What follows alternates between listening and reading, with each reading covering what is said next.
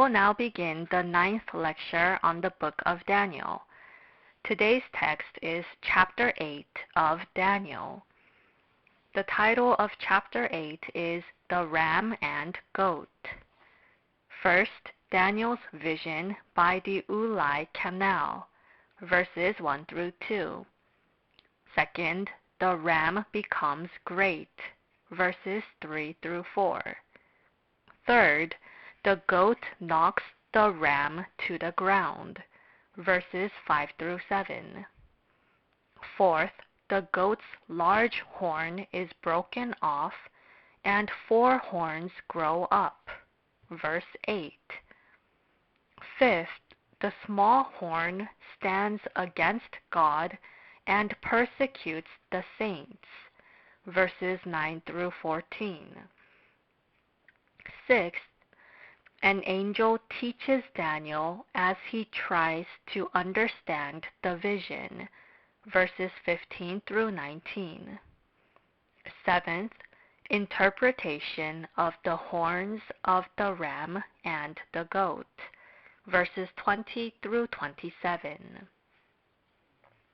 Read chapter 8, verse 1. In the 3rd year of King Belshazzar's reign, I, Daniel, had a vision, after the one that had already appeared to me. In the 3rd year of King Belshazzar's reign, Daniel had a vision. The 3rd year of King Belshazzar's reign was the year 553 BC. The year of 553 BC. The text from chapter 2, verse 4b to chapter 7, verse 28 was written in the Aramaic language.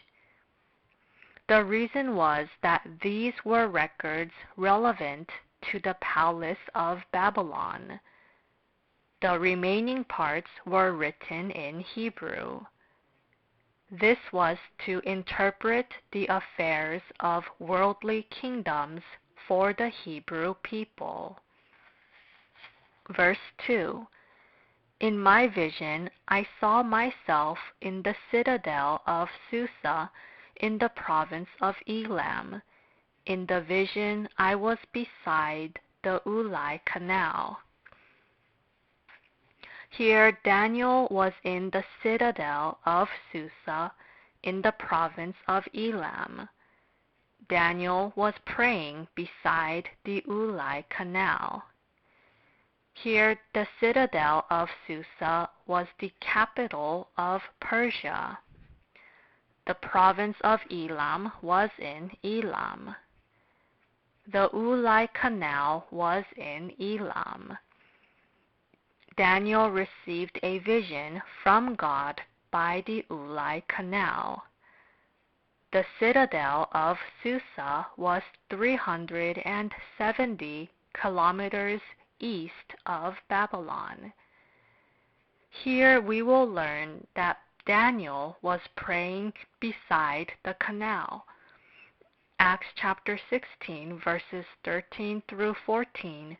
Daniel chapter 6, verse 10. We must pray in quiet places like the riverside or on mountains. Pastors especially must pray before teaching believers. Jesus prayed early in the mornings. Jesus went up the mountains to pray. Verse 3. I looked up, and there before me was a ram with 2 horns, standing beside the canal, and the horns were long.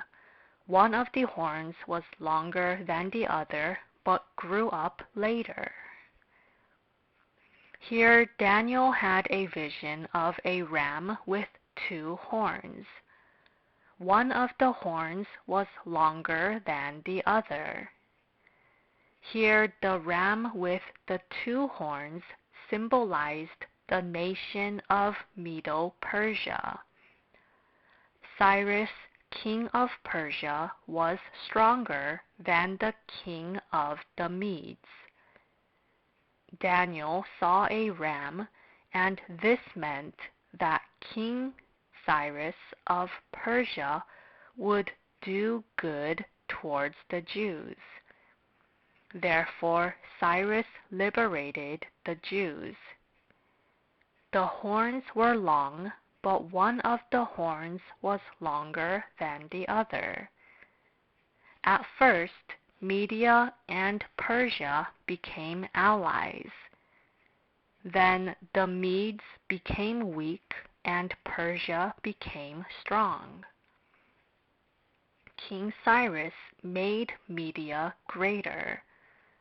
Persia merged with Media. Verse 4. I watched the ram as he charged toward the west and the north and the south. No animal could stand against him, and none could rescue from his power. He did as he pleased and became great. The ram charged toward the west and the north and the south. This means that Persia would go into battle with many nations and conquer them. Let's look at the land of Persia.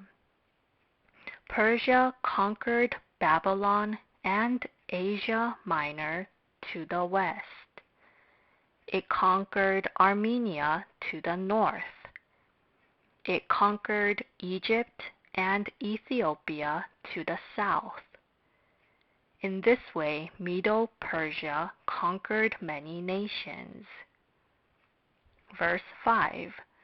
As I was thinking about this, suddenly a goat with a prominent horn between his eyes came from the west, crossing the whole earth without touching the ground.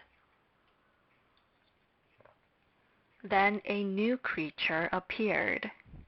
It was a goat from the west. He crossed the whole earth. The goat had a prominent horn between his eyes. This goat symbolizes Greece. This is in chapter 8, verse 21. When we survey the historical events, the goat with the horn was the symbol of the Greek army. The symbol of the Greek army was a goat with a horn. It was from the west, which means that Greece was located to the west. This nation crossed the whole earth and conquered lands. This meant that Alexander the Great would conquer and unify the world. Between his eyes was a prominent and unique horn. This symbolizes Alexander the Great. Alexander the Great was the son of Philip of Macedon. Macedon, the son of Philip. He was born in 356 BC and died in 323 BC. He died at the age of 33. Verse 7. I saw him attack the ram furiously, striking the ram and shattering his two horns. The ram was powerless to stand against him. The goat knocked him to the ground and trampled on him, and none could rescue the ram from his power. The goat shattered the ram's two horns. This meant that Alexander the Great of Greece would conquer Medo-Persia. It meant that Medo-Persia would be destroyed by Greece. Alexander the Great conquered Medo-Persia in 331 BC. Verse 8. The goat became very great, but at the height of his power his large horn was broken off, and in its place 4 prominent horns grew up toward the 4 winds of heaven. Here the goat was very great, but his large horn was broken off.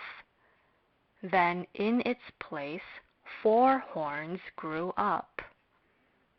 The large horn was broken off, which meant that Alexander the Great of Greece would die. Alexander the Great died in 323 BC. After the death of Alexander the Great, 4 horns grew up. This symbolized the 4 commanders who would appear. The first king was Ptolemy. The second king was Lysimachus. Ptolemy conquered Egypt and the southern region of Asia Minor. Second, Lysimachus conquered Mysia, Bithynia, and the northern region of Asia Minor. Next was Cassander. The general Cassander ruled over the areas of Macedonia and Greece to the west. Then fourth was the general Seleucus. Seleucus reigned to the Euphrates River and India. He conquered Syria. In this way, Greece was ruled by 4 generals after the death of Alexander the Great. God foretold the future of Greece through Daniel several hundred years before the events took place. Verse 9. Out of one of them came another horn, which started small, but grew in power to the south and to the east and toward the beautiful land.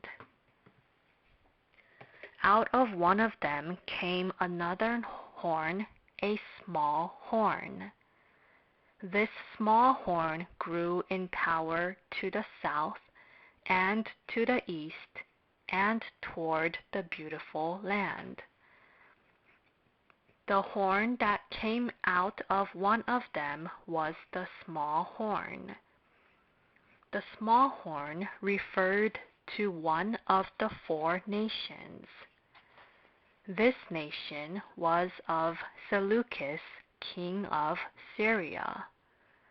One of the kings was Seleucus, king of Syria. It was the Seleucid Empire. A small horn came up out of this empire. This small horn was Antiochus Epiphanes. Antiochus Epiphanes. He became king. Seleucus, king of Syria, was originally from Greece. The small horn came out of the Seleucid Empire. The king was Antiochus Epiphanes. He killed believers and destroyed the temple. He blasphemed against God. Epiphanes means illustrious one. When the Greeks exalted their god, they used the term Epiphanes. This shows that Epiphanes was a very arrogant man. When we look at the historical events, it shows that Epiphanes invaded Jerusalem. This took place on December 15th of 168 BC. Then they built a temple for idols in Jerusalem, and they gave sacrifices of pigs there. They killed 40,000 Jews in 3 days. They made 40,000 Jews slaves. Matthew chapter 25, verse 15 prophesied about this. Jesus also prophesied that the Antichrist would come in the last days. Therefore, this small horn symbolizes the Antichrist. The small horn in chapter 7, verse 8 was the fourth beast that came out of Rome. The fourth beast was from Rome. This symbolizes the Antichrist at the last days. Then, what does the small horn in verse 9 indicate? The small horn was from Greece. Greece was the third beast. This Antichrist's name was Antiochus Epiphanes. This small horn symbolized the Antichrist of the Old Testament. It symbolized the Antichrist of the Old Testament. It was prophesied that this Antichrist would take over Jerusalem. In verse 9b, it says, grew in power toward the beautiful land. This beautiful land symbolizes the land of Judah. Jeremiah chapter 3, verse 19. There it calls it a pleasant land, and it was a very good land. Like this, the small horn would conquer Judah and destroy the temple. Verse 10. It grew until it reached the host of the heavens, and it threw some of the starry host down to the earth and trampled on them. This small horn grew until it reached the host of the heavens. The host of the heavens is the people of Judah. It is the believers. It also says the starry host. This host symbolizes the believers. The starry host symbolizes the priests. In this way, Antiochus Epiphanes would conquer Jerusalem and kill the believers. Antiochus Epiphanes. Verse 11. It set itself up to be as great as the prince of the host. It took away the daily sacrifice from him, and the place of his sanctuary was brought low. This meant that Antiochus Epiphanes would rebel against God. The prince of the host refers to God. It means that God is the Lord of the host. In this way, Antiochus would rebel against God. It also says that it took away the daily sacrifice. This meant that Antiochus would kill the high priest and persecute the believers. As the Antichrist, this man destroyed the temple in Jerusalem, took away the sacrifice given to God, and made people serve idols. Verse 12. Because of rebellion, the host of the saints and the daily sacrifice were given over to it. It prospered in everything it did, and truth was thrown to the ground. Here it says, because of rebellion.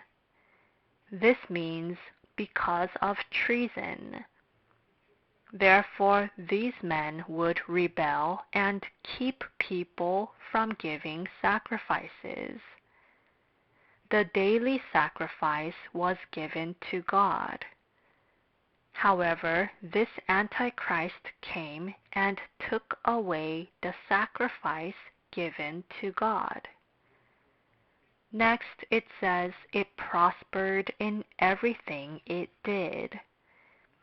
It meant that this Antichrist would temporarily prosper. However, the Antichrist would perish suddenly. Verse 13. Then I heard a holy one speaking, and another holy one said to him, how long will it take for the vision to be fulfilled? The vision concerning the daily sacrifice, the rebellion that causes desolation, and the surrender of the sanctuary and of the host that will be trampled underfoot. The Holy One indicates an angel. Zechariah chapter 1 verse 12. Truth was thrown to the ground as written in verse 12. He asked about the rebellion that causes deflation and about the sanctuary. The Holy One asked the one who was speaking. An angel spoke to another angel. Then the Holy One asked how long the temple would remain desolate and if it would be trampled underfoot. Verse 14. He said to me, it will take 2,300 evenings and mornings. Then the sanctuary will be reconsecrated. Here it says it will take 2,300 evenings and mornings. The sanctuary would be reconsecrated after 2,300 evenings and mornings. Then what is 2,300 evenings and mornings? Seventh-day Adventists understood this as literally 2,300 years. It started from 457 BC. Hence, they claimed that it would end in the year 1844. They counted 2,300 years, and it was calculated to end in 1844. The Seventh-day Adventist Church claimed that Jesus would come again in 1844. However, they were wrong. The claim of the Seventh-day Adventists were wrong. Then what do 2,300 evenings and mornings indicate? It meant that tribulations would take place for 2,300 evenings and mornings, or 2,300 days. The Great Tribulation will last 7 years. 7 years is 2,520 days. If 1 year has 360 days, 7 years would be 2,520 days. If we subtract 2,300 from 2,520 days, there are 220 days left. Refer to Ezekiel chapter 39, verse 9. Ezekiel chapter 39, verse 9. Ezekiel chapter 39, verse 12. Here 220 days are about 7 months. There will be tribulations that will last 2,300 days. Here the 220 days are for the purification period. It will be a time to bury the dead. It will be a period for burning weapons. It will be a time to purify the earth. There will be tribulations until then, and when the 7-year Great Tribulation comes to an end, the millennial kingdom will come. Jesus will return in the middle of the 7-year period. However, we cannot know if the 7-year Great Tribulation will literally be 7 years. It may be literally 7 years. There will be tribulations during God's chosen time. Verse 15. While I, Daniel, was watching the vision and trying to understand it, there before me stood one who looked like a man. When Daniel was watching the vision and trying to understand it, one who looked like a man stood before Daniel. God sent the angel Gabriel. It says one who looked like a man. John Calvin said that this was Christ. Others have said that it was an angel of high rank. However, the one who looked like a man gave a command to Gabriel, which shows that he was of higher rank than Gabriel. Because he was higher than Gabriel, the one who looked like a man would be Christ. Hence, the voice of this man was the voice of Christ. Gabriel is mentioned in verse 16. Gabriel means God is my strength. Chapter 9, verse 21, Luke chapter 1, verses 9 and 26, verse 26. Verse 17. As he came near the place where I was standing, I was terrified and fell prostrate. Son of man, he said to me, understand that the vision concerns the time of the end. It says the vision concerns the time of the end. This was the time of the end when the Jews would receive God's wrath. This would happen after the Jews encounter hardships in Babylon. Jesus the Messiah would come when the tribulation of the Antichrist came to an end. Verse 18. While he was speaking to me, I was in a deep sleep, with my face to the ground. Then he touched me and raised me to my feet. It says, while he was speaking to me, I was in a deep sleep with my face to the ground.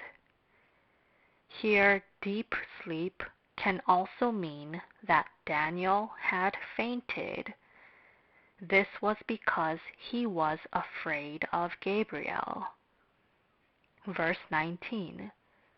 He said, I am going to tell you what will happen later in the time of wrath, because the vision concerns the appointed time of the end. He said, I am going to tell you what will happen later in the time of wrath. The people of Judah were taken captive to Babylon for their sins. These things would happen after the time of captivity in Babylon came to an end. It says that it concerns the appointed time of the end. This is the same thing. These were things that would take place after the captivity of the people of Judah in Babylon. Verse 20.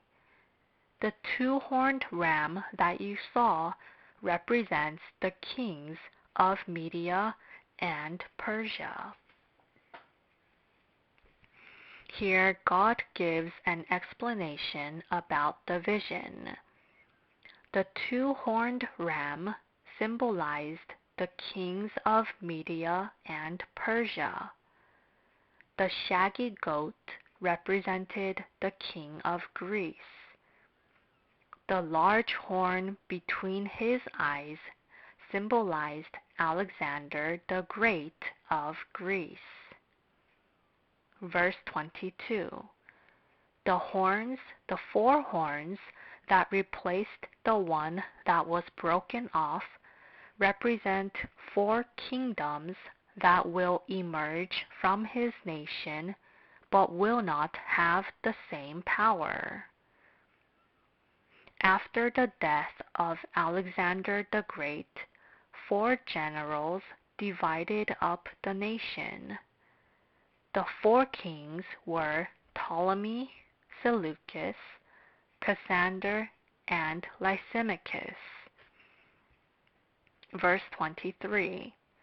In the latter part of their reign, when rebels have become completely wicked, a stern-faced king, a master of intrigue, will arise. Here it says, in the latter part of their reign, when rebels have become completely wicked, a king will arise. This king is the small horn. Many rebels would arise in those days. Religion would be corrupted. People would not believe in God and stand against him. They would persecute believers. In those days, the people of Judah were persecuted. Then this small horn would appear. This is Antiochus Epiphanes. This man would be stern-faced and a master of intrigue. He would deceive others and take advantage of others. He would be a two-faced man. He would deceive others with lies. It says that he would be stern-faced. This means that he would know no shame. Proverbs chapter 7, verse 13. He would be an impudent man. Verse 24. He will become very strong, but not by his own power. He will cause astounding devastation and will succeed in whatever he does. He will destroy the mighty men and the holy people. Here, the small horn is the Antichrist. He is Antiochus Epiphanes. He would not become strong by his own power. He exercised this power through the power of Satan. Revelation chapter 13, verse 4. It says he will cause astounding devastation. This means that this Antichrist would severely persecute the people of Judah. This man symbolizes the Antichrist of the Old Testament. This means that there will be an Antichrist in the last days in the New Testament period. An Antichrist will appear in the last days. It says that he will destroy the mighty men and the holy people. This means that the small horn would severely persecute the Jews. Verse 25. He will cause deceit to prosper, and he will consider himself superior. When they feel secure, he will destroy many and take his stand against the Prince of Princes. Yet he will be destroyed, but not by human power. Antiochus Epiphanes would deceive many people. He would talk of false peace. He would start wars and kill many people. However, this man would ultimately perish. It says, yet he will be destroyed, but not by human power. Just as the prophecy says, Antiochus Epiphanes' death was the result of worms eating through his intestines. He died because his internal organs were eaten by worms. He was not killed by man, but by the judgment of God. Verse 26. The vision of the evenings and mornings that has been given you is true, but seal up the vision, for it concerns the distant future. As previously mentioned, the 2,300 evenings and mornings would surely be fulfilled. He was told to seal up the vision. This meant that he was to be faithful until it was fulfilled. God commanded that it be sealed up for generations to come. To seal up does not mean to cover something up, but to preserve it well. This meant that he was to always look and see if the prophecy was fulfilled. Chapter 12, verse 4. Verse 27. I, Daniel, was exhausted and lay ill for several days. Then I got up and went about the king's business. I was appalled by the vision. It was beyond understanding. Daniel was exhausted and lay ill for several days, and then he got up. Daniel was appalled after meeting Gabriel and hearing God's word. He was appalled at the prophecy concerning the last days. It says the vision was beyond understanding. Daniel himself did not clearly know what the vision was about. Daniel himself did not understand. He did not understand because it concerned the last days. It was about the things that would happen when Jesus came. Everything will be fulfilled according to God's word. God controls the kings of the world and rules over the nations of the world. The nations of the world rise and fall. Nations of the world will ultimately fall. It was prophesied in the Old Testament times that the Antichrist would come. The Antichrist came and severely persecuted the Jews. It also prophesies that a similar Antichrist will come in the last days. Therefore, we must be believers who prepare for tribulations in the last days. We must be prepared to receive the Lord in His glory when He returns. With this, we will conclude the 9th lecture on Daniel. Thank you.